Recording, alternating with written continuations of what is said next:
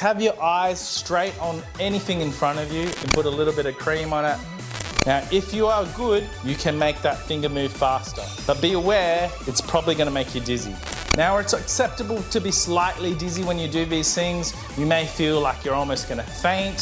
So getting this loose can give you temporary instant relief and sweeping all the way up and around like a rainbow.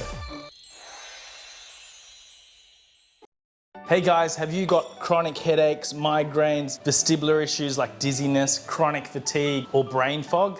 You've got to get used to massaging and pressing on the muscles of your head. So right here is your temporalis muscle. You can feel it when you chew. It's quite a big muscle, so it's going to go to the front of your head and slightly to the back of your head. It's very commonly tight if you have a headache or jaw pain. Opening your mouth while massaging is likely going to be helpful for you because it stretches that muscle from there to here. Next, massage the muscles of your masseter from the outside. You can make some knuckles, you can put a little bit of cream on it. Next, massage your sinus areas. So you've got one just near your eyebrow or the inner side of your eyebrow. You can do both at the same time. Really helpful with headaches and migraines. Massage the muscles of your forehead and your scalp. Now, right at the back of your head, just above your C2 bone, you have your suboccipital muscles. And so these muscles will tend to be tight if you've got vestibular issues or chronic neck pain or headaches and migraines. So getting this loose can give you temporary instant relief from those issues. Just a little bit down and to the side from there, you've got your sternocleidomastoid muscles, which attach to your clavicle and your sternum. So you can massage from here and you can creep your way all the way up to the side. Press firmly, but don't attempt to bruise this area. Turning a little bit to the side will help you access those muscles a little better, and learning to stretch that muscle can be very helpful too. You should feel a really good stretch to the side when you do this. Near there are your scalene muscles, and that goes from your first and second rib all the way up to the side of your neck. Now again, don't attempt to bruise this area because it is where some important blood vessels are. Back to your sinus areas, just on either side of your nostril.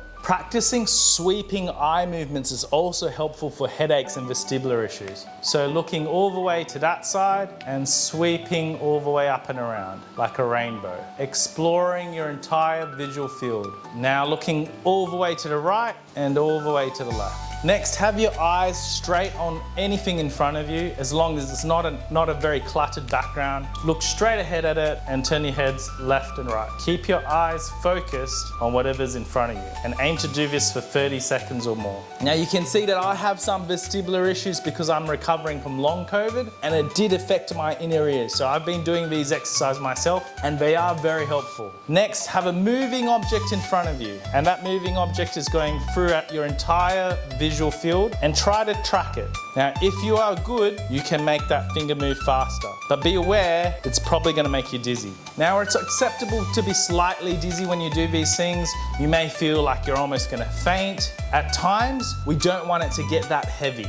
So a 2 or 3 out of 10 out of a dizziness or discomfort scale is acceptable. Next, we're gonna do the same thing with that finger going up and down, keeping your eyes tracing or doing a smooth pursuit test on a moving object going up and down. Take note and see if you do feel blurry at some areas. For example, I get a bit blurry when I'm looking to the right and doing this test. Focus on the areas which you find the most discomfort in and gradually improve how well you do that test by either making the head turns faster or the amplitude of the movements bigger. Now you will notice that almost all of these movements require good head and neck movement. So if you just test yourself and see how well you can turn to the right and how well you can turn to the left, how well you can go up, down, laterally flex your head side to side. You may feel areas of discomfort, and that's going to prompt you to work on those areas of concern. So it is a good idea to learn how to stretch your entire upper body. We're talking chest, holding for 30 seconds or so, deltoids, area in front of your shoulder, rotating through your mid-back. Quite a few exercises I've given in other videos on how to open up your chest area and your neck, because getting more flexible in your neck and upper back is just going to help your vestibular migraines, headaches, etc. You'll want to learn how to stretch out your levator scapulae muscles by tipping your head slightly to the side while anchoring your hand either behind your back or under whatever you're sitting on.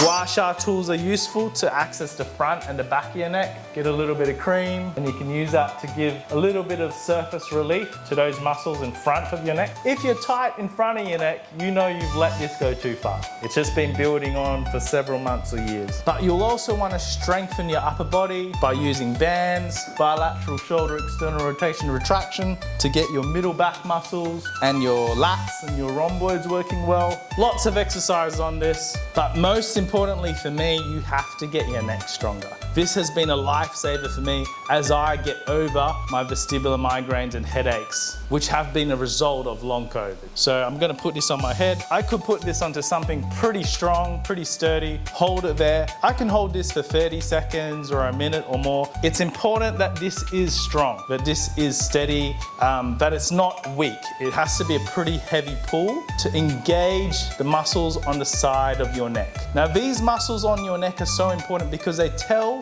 your head and your brain where your head is in space. So if it's really tight, it's giving the wrong messages to your brain for a prolonged period of time, you're gonna get dizzy. You're gonna get headaches and migraines. Your eyes may not track well with your neck, which explains your difficulties doing the smooth pursuit tests. So those tests, tracking with your eyes, and also when you do the gaze stability tests. So already after doing a little bit of treatment, you can see I'm going fast. I'm much smoother. There's a huge connection between your neck and your head and your eyes. The neck supports the brain, which houses your cerebellum. The areas which supply your eyes are at the back of your head, and your inner ear is here.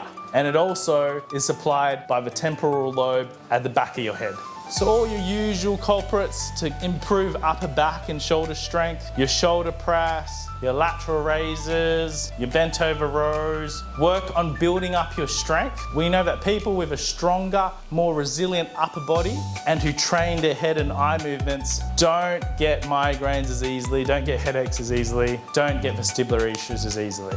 Start doing them in your everyday routine. Spend 2 to 3 times doing strength sessions a week, and every day do a little bit of walking and spend at least 10 minutes doing your head-eye movements with a smooth pursuit and the gaze stability test. Walking is useful because your head is bobbing up and down, and you may not know it, but your eyes are actually trained to keep it focused on what's in front of you. This is the pathway for vestibular recovery and for headache migraine sufferers. Get your neck strong, get your upper back strong, and just get moving. You're aiming to do 2 to 3 hours of cardio per week, 2 to 3 strength sessions a week, and about 5 to 10 minutes of vestibular training per day. And you will recover, you'll get over this. Leave me any comments and suggestions on what to do in the next video.